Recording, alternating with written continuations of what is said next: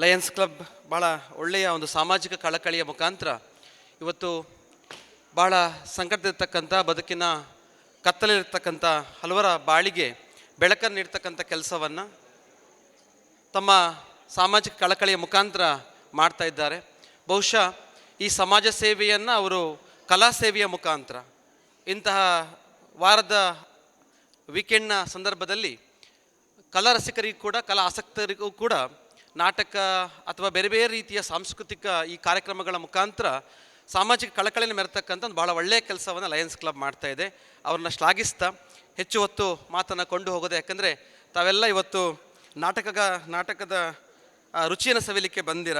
ಯಾನೂರಿ ಬರೋಲಿಯಾ ಅಂತ ಹೇಳಿ ನಾಟಕಕ್ಕೆ ತಾವೆಲ್ಲ ನಾಟಕವನ್ನು ಸವಿಲಿಕ್ಕೆ ಬಂದಂಥವರು. ಹೆಚ್ಚು ನಾವು ಭಾಷಣವನ್ನು ಮಾಡಿ ಮತ್ತು ಯಾನ್ ಬರ್ಪೆ ಅಂತೇಳಿ ಹೊರಡುವಂಥ ಪರಿಸ್ಥಿತಿ ಆಗೋದು ಬೇಡ. ಹಾಗಾಗಿ ತಾವೆಲ್ಲ ನಾಟಕವನ್ನು ಸವಿಯಂತಾಗಲಿ, ಇಂತಹ ಸಾಮಾಜಿಕ ಕಳಕಳಿರ್ತಕ್ಕಂಥ ಮನಸ್ಸುಗಳು ಸಾವಿರ ಆಗಲಿ.